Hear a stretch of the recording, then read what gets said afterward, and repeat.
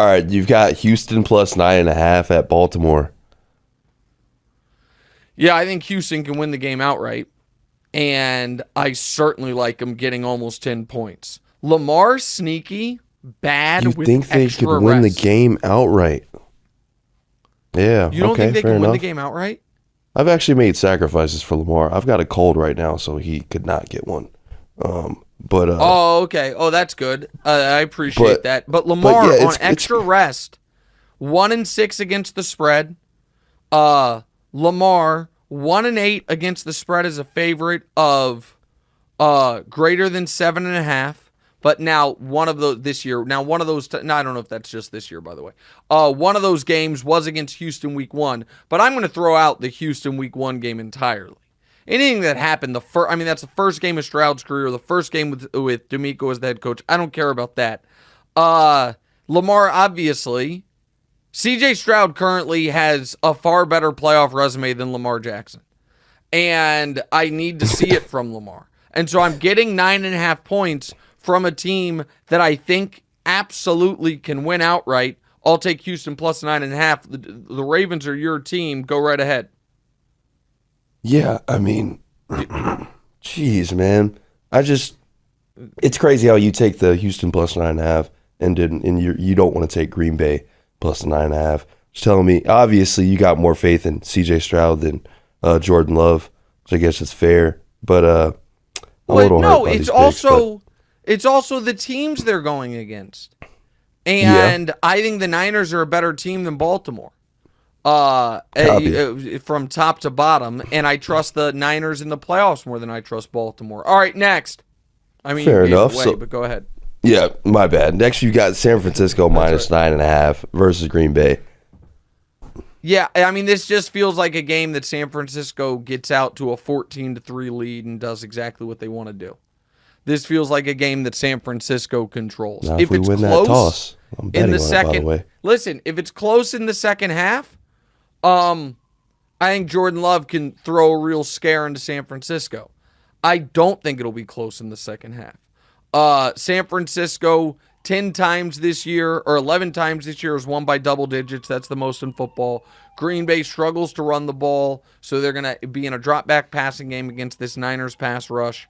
And Kyle Shanahan, how about this, is the only coach since 1990 to be undefeated against the spread as a playoff home favorite. And so I would obviously like if Green Bay made this a game. This is why you fight all year for the 1 seed. So you can get the 7 seed if they upset the 2. You can get the team that just had their mini Super Bowl by winning that game against Dallas while you've been resting. And you get the worst team remaining in the bracket. That's your reward of being the 1 seed. San Francisco earned it. I like San Francisco in that spot. Next. You got Tampa Bay plus 7 at Detroit. So I don't think Tampa wins outright. But I think this, A, can be a close game, and B, great backdoor cover potential. Baker has covered every playoff game of his career. He's 2-1. The only team to ever beat Baker Mayfield in the playoffs, the Kansas City Chiefs. Remember that.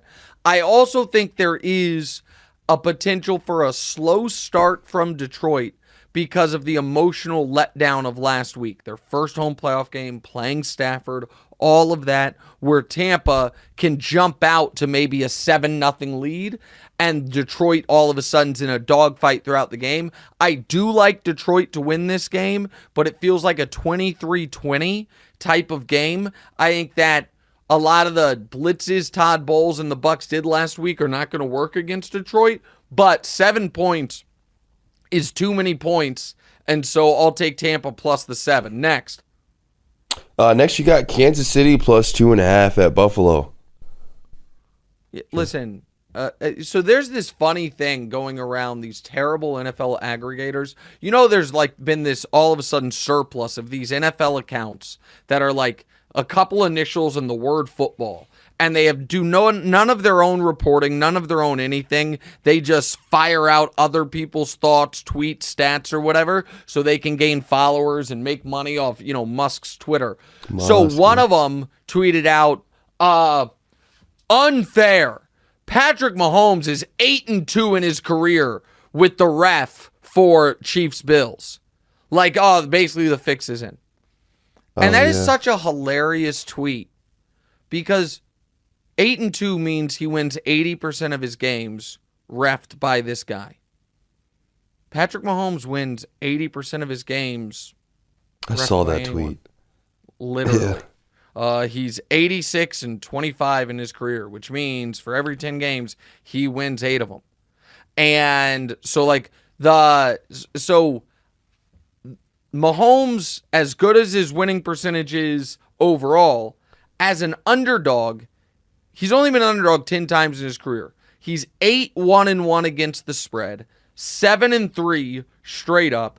Andy Reid, now you guys are calling this extended rest. I don't call this really extended rest. It's 1 day more than you normally get, but it's 2 more days than Buffalo got. The first time the Chiefs played the Bills, they did not have their left tackle, their running back, their starting inside linebacker, or their backup inside linebacker, and they still had the game won if it wasn't stolen from them in a theft of the ages on the Kadarius Toney play.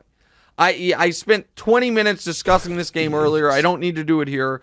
Kansas City's the better team. Kansas City's going to win outright, and the Bills are going to have a really, really long offseason to ask themselves, how do we ever beat this team? Hey, thanks for watching. Hit the subscribe button to get more from the show, and make sure to click the bell to get notified every time new content drops. Check out full episodes of What's Right wherever you get your podcasts, or just click the link in the description below.